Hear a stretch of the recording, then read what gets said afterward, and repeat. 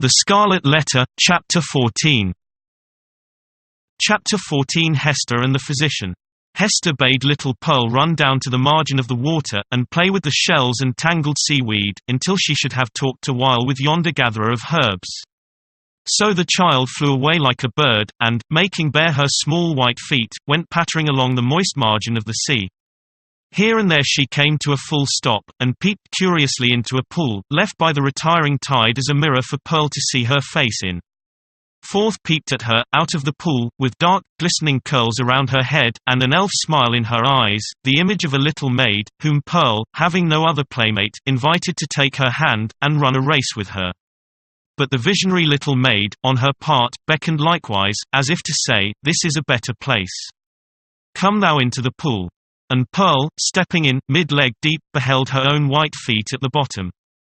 While, out of a still lower depth, came the gleam of a kind of fragmentary smile, floating to and fro in the agitated water. Meanwhile, her mother had accosted the physician. "I would speak a word with you," said she, "a word that concerns us much." "Aha! And is it Mistress Hester that has a word for old Roger Chillingworth?" answered he, raising himself from his stooping posture. "With all my heart. Why, mistress, I hear good tidings of you on all hands. No longer ago than yester-eve, a magistrate, a wise and godly man, was discoursing of your affairs, Mistress Hester, and whispered me that there had been question concerning you in the council. It was debated whether or no, with safety to the common weal, yonder scarlet letter might be taken off your bosom. On my life, Hester, I made my entreaty to the worshipful magistrate that it might be done forthwith. It lies not in the pleasure of the magistrates to take off this badge," calmly replied Hester. "Were I worthy to be quit of it, it would fall away of its own nature, or be transformed into something that should speak a different purport." "Nay, then, wear it, if it suit you better," rejoined he. "A woman must needs follow her own fancy, touching the adornment of her person. The letter is gaily embroidered, and shows right bravely on your bosom." All this while, Hester had been looking steadily at the old man, and was shocked, as well as wonder-smitten, to discern what a change had been wrought upon him within the past 7 years. It was not so much that he had grown older, for though the traces of advancing life were visible, he bore his age well, and seemed to retain a wiry vigor and alertness. But the former aspect of an intellectual and studious man, calm and quiet, which was what she best remembered in him, had altogether vanished, and been succeeded by an eager, searching, almost fierce, yet carefully guarded look. It seemed to be his wish and purpose to mask this expression with a smile. But the latter played him false, and flickered over his visage so derisively, that the spectator could see his blackness all the better for it. Ever and anon, too, there came a glare of red light out of his eyes, as if the old man's soul were on fire, and kept on smouldering duskily within his breast, until, by some casual puff of passion, it was blown into a momentary flame. This he repressed, as speedily as possible, and strove to look as if nothing of the kind had happened. In a word, old Roger Chillingworth was a striking evidence of man's faculty of transforming himself into a devil, if he will only, for a reasonable space of time, undertake a devil's office. This unhappy person had effected such a transformation, by devoting himself, for 7 years, to the constant analysis of a heart full of torture, and deriving his enjoyment thence, and adding fuel to those fiery tortures which he analyzed and gloated over. The scarlet letter burned on Hester Prynne's bosom. Here was another ruin, the responsibility of which came partly home to her. "What see you in my face," asked the physician, "that you look at it so earnestly?" "Something that would make me weep, if there were any tears bitter enough for it," answered she. "But let it pass. It is of yonder miserable man that I would speak." "And what of him?" cried Roger Chillingworth, eagerly, as if he loved the topic, and were glad of an opportunity to discuss it with the only person of whom he could make a confidant. "Not to hide the truth, Mistress Hester, my thoughts happen just now to be busy with the gentleman. So speak freely, and I will make answer." "When we last spake together," said Hester, "now 7 years ago, it was your pleasure to extort a promise of secrecy, as touching the former relation betwixt yourself and me.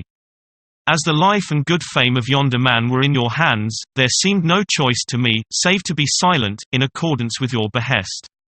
Yet it was not without heavy misgivings that I thus bound myself. For, having cast off all duty towards other human beings, there remained a duty towards him. And something whispered me that I was betraying it, in pledging myself to keep your counsel. Since that day, no man is so near to him as you. You tread behind his every footstep. You are beside him, sleeping and waking. You search his thoughts. You burrow and rankle in his heart. Your clutch is on his life, and you cause him to die daily a living death. And still he knows you not. In permitting this, I have surely acted a false part by the only man to whom the power was left me to be true. What choice had you? Asked Roger Chillingworth. My finger, pointed at this man, would have hurled him from his pulpit into a dungeon, thence, peradventure, to the gallows. It had been better so, said Hester Prynne. What evil have I done the man? Asked Roger Chillingworth again. I tell thee, Hester Prynne, the richest fee that ever physician earned from monarch could not have bought such care as I have wasted on this miserable priest. But for my aid, his life would have burned away in torments, within the first 2 years after the perpetration of his crime and thine. For, Hester, his spirit lacked the strength that could have borne up, as thine has, beneath a burden like thy scarlet letter. Oh, I could reveal a goodly secret. But enough. What art can do, I have exhausted on him. That he now breathes, and creeps about on earth, is owing all to me. Better he had died at once, said Hester Prynne. Yea, woman, thou sayest truly, cried old Roger Chillingworth, letting the lurid fire of his heart blaze out before her eyes. Better had he died at once. Never did mortal suffer what this man has suffered. And all, in the sight of his worst enemy. He has been conscious of me. He has felt an influence dwelling always upon him like a curse. He knew, by some spiritual sense, for the Creator never made another being so sensitive as this, he knew that no friendly hand was pulling at his heartstrings, and that an eye was looking curiously into him, which sought only evil, and found it. But he knew not that the eye and hand were mine. With the superstition common to his brotherhood, he fancied himself given over to a fiend, to be tortured with frightful dreams, and desperate thoughts, the sting of remorse, and despair of pardon. As a foretaste of what awaits him beyond the grave. But it was the constant shadow of my presence. The closest propinquity of the man whom he had most vilely wronged. And who had grown to exist only by this perpetual poison of the direst revenge. Yea, indeed. He did not err. There was a fiend at his elbow. A mortal man, with once a human heart, has become a fiend for his especial torment. The unfortunate physician, while uttering these words, lifted his hands with a look of horror, as if he had beheld some frightful shape, which he could not recognize, usurping the place of his own image in a glass. It was one of those moments, which sometimes occur only at the interval of years, when a man's moral aspect is faithfully revealed to his mind's eye. Not improbably, he had never before viewed himself as he did now. "Hast thou not tortured him enough?" said Hester, noticing the old man's look. "Has he not paid thee all?" "No, no. He has but increased the debt," answered the physician, and as he proceeded his manner lost its fiercer characteristics, and subsided into gloom. "Dost thou remember me, Hester, as I was 9 years agone? Even then, I was in the autumn of my days, nor was it the early autumn. But all my life had been made up of earnest, studious, thoughtful, quiet years, bestowed faithfully for the increase of mine own knowledge, and faithfully, too, though this latter object was but casual to the other, faithfully for the advancement of human welfare. No life had been more peaceful and innocent than mine, few lives so rich with benefits conferred. Dost thou remember me? Was I not, though you might deem me cold, nevertheless a man thoughtful for others, craving little for himself, kind, true, just, and of constant, if not warm affections? Was I not all this? All this, and more, said Hester. And what am I now? Demanded he, looking into her face, and permitting the whole evil within him to be written on his features. I have already told thee what I am. A fiend. Who made me so? It was myself, cried Hester, shuddering. It was I, not less than he. Why hast thou not avenged thyself on me? I have left thee to the Scarlet Letter, replied Roger Chillingworth. If that have not avenged me, I can do no more. He laid his finger on it, with a smile. It has avenged thee, answered Hester Prynne. I judged no less, said the physician. And now, what wouldst thou with me touching this man? I must reveal the secret, answered Hester, firmly. He must discern thee in thy true character. What may be the result, I know not. But this long debt of confidence, due from me to him, whose bane and ruin I have been, shall at length be paid. So far as concerns the overthrow or preservation of his fair fame and his earthly state, and perchance his life, he is in thy hands. Nor do I, whom the scarlet letter has disciplined to truth, though it be the truth of red-hot iron, entering into the soul, nor do I perceive such advantage in his living any longer a life of ghastly emptiness, that I shall stoop to implore thy mercy. Do with him as thou wilt. There is no good for him, no good for me, no good for thee.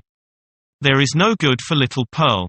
There is no path to guide us out of this dismal maze.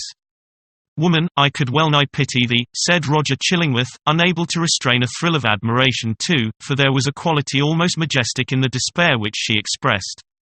Thou hadst great elements. Peradventure, hadst thou met earlier with a better love than mine, this evil had not been. I pity thee, for the good that has been wasted in thy nature. And I thee, answered Hester Prynne, for the hatred that has transformed a wise and just man to a fiend. Wilt thou yet purge it out of thee, and be once more human? If not for his sake, then doubly for thine own. Forgive, and leave his further retribution to the power that claims it. I said, but now, that there could be no good event for him, or thee, or me, who are here wandering together in this gloomy maze of evil, and stumbling, at every step, over the guilt wherewith we have strewn our path. It is not so. There might be good for thee, and thee alone, since thou hast been deeply wronged, and hast it at thy will to pardon. Wilt thou give up that only privilege? Wilt thou reject that priceless benefit? Peace, Hester, peace, replied the old man, with gloomy sternness. It is not granted me to pardon. I have no such power as thou tellest me of. My old faith, long forgotten, comes back to me, and explains all that we do, and all we suffer. By thy first step awry thou didst plant the germ of evil. But since that moment, it has all been a dark necessity. Ye that have wronged me are not sinful, save in a kind of typical illusion.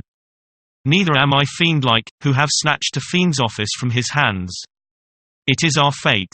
Let the black flower blossom as it may. Now go thy ways, and deal as thou wilt with yonder man. He waved his hand, and betook himself again to his employment of gathering herbs.